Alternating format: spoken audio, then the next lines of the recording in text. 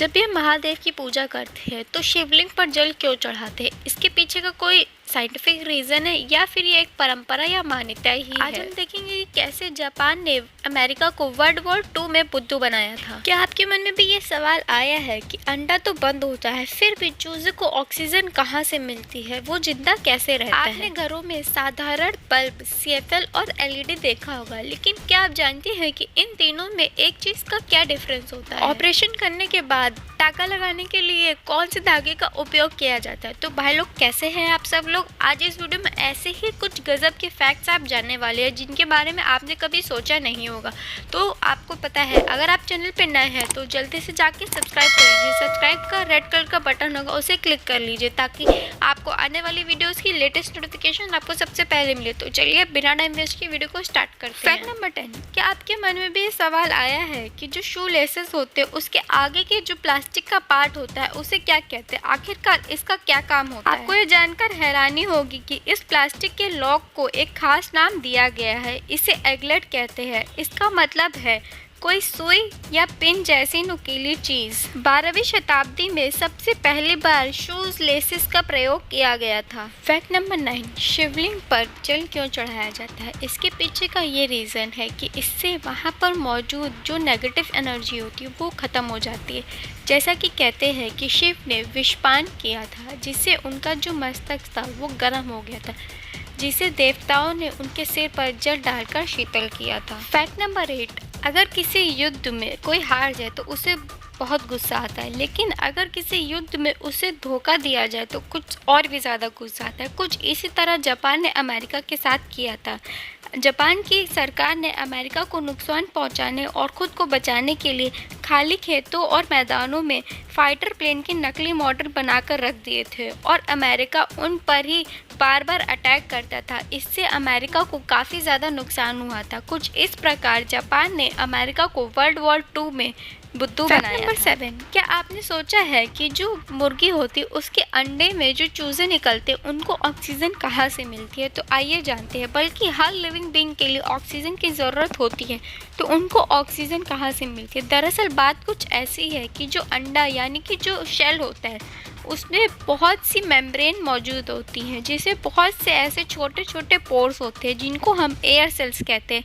इसी के अंदर ऑक्सीजन भरी। अगर हम एग के शेल को मैग्नीफाइंग ग्लास से देखेंगे तो हम देखेंगे कि उसमें 7000 से भी ज़्यादा ऐसे पोर्स मौजूद होते हैं। इनमें ना सिर्फ ऑक्सीजन अंदर जाती है बल्कि उनमें से कार्बन डाइऑक्साइड बाहर भी आती है। अब एक नया सवाल यहाँ से उत्पन्न होता है कि जब अंडे में छोटे छोटे छेद या पोर्स होते हैं तो अंडे फोड़ने की ज़रूरत क्यों पड़ती है? अंडे के अंदर का लिक्विड अपने आप बाहर क्यों नहीं आता? अगर आपको इसका आंसर मिलता है तो मुझे कमेंट सेक्शन में ज़रूर बताइएगा। फैक्ट नंबर 6, क्लच दबाने पर इंजन बंद क्यों हो जाता है? दरअसल ऑटोमोबाइल कंपनी में एक ऐसा शब्द होता है इंडियन आरएमपी, रोटेशन पर मिनट। अगर इंडियन आरएमपी 1200 से 1500 से कम होगा तो जो बाइक होगी वो अपने आप बंद हो जाएगी, और अगर ज़्यादा होगा तो उसमें से आवाज़ आने लगेगी। जब आप चलती हुई बाइक में क्लच को दबाते हैं तो जो आरएमपी होता है वो कम हो जाता है, इसलिए जो इंजन होता है वो बंद हो जाता है और प्रेशर प्लेट फ्री हो जाती है और बाइक का इंजन इंडियन आरएमपी कंडीशन में आ जाता है। फैक्ट नंबर 5, आपने सभी ने कहानी में सुना होगा कि धरती के नीचे पाताल में भी लोग रहते हैं। कुछ देशों में ऐसे स्थान भी हैं जहां ज़मीन के नीचे काफ़ी गहराई में भी लोग रहते हैं।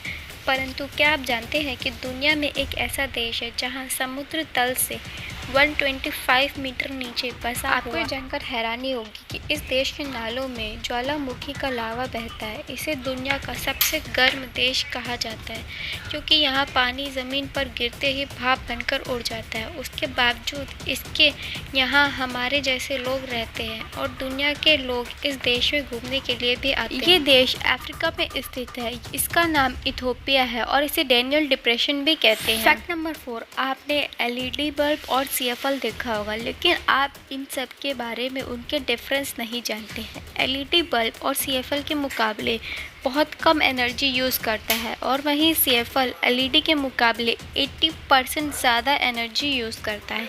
एक LED बल्ब की लाइफ आमतौर पर 50,000 आवर्स होती है और वहीं अगर हम CFL की बात करें तो इसकी लाइफ 8,000 आवर्स होती है। बल्ब लगातार जलने पर जल्द गर्म हो जाता है और वहीं LED बल्ब जलने पर गर्म नहीं होता है। इसके अलावा LED बल्ब और CFL के मुकाबले हल्का होता है। फैक्ट नंबर 3, ऑपरेशन करने के बाद टाँका लगाने के लिए कौन से धागे का उपयोग किया जाता है? अधिकतर मरीज के पेट या सिर की सर्जरी करते समय धागे का ऑपरेशन करने के लिए ऐसे धागे का उपयोग किया जाता है जो शरीर के अंदर जाते ही गल जाए और मरीज को किसी भी तरह की परेशानी का सामना ना करना पड़े। ये धागा बकरी के आंतों में पाया जाता है और शरीर के अंदरूनी हिस्से को ऑपरेशन करने के बाद ऐसे धागे से टाँके लगाए जाते हैं जो कुछ दिन बाद खुद ब खुद गल जाते हैं और जबकि शरीर के अन्य भागों में अलग तरह के धागे से टाँके लगाए जाते हैं। यह धागा अपने आप में नहीं घूमता है, इसे निकालने के लिए समय समय पर डॉक्टर के पास जाना पड़ता है। फैक्ट नंबर 2, अक्सर लड़के और लड़कियों के मन में ये सवाल आता है कि आखिरकार उनकी हाइट कब तक बढ़ती है और कैसे वो अपनी हाइट बढ़ा सकती है। तो सबसे पहले हम लड़कों की बात करते हैं। तो लड़कों की हाइट 21 से 23 ईयर्स तक की एज तक बढ़ती रहती। उसके बाद जो ग्रोथ हार्मोन होते हैं वो कम होने लगते हैं, उसके बाद उनकी हाइट नहीं बढ़ती है।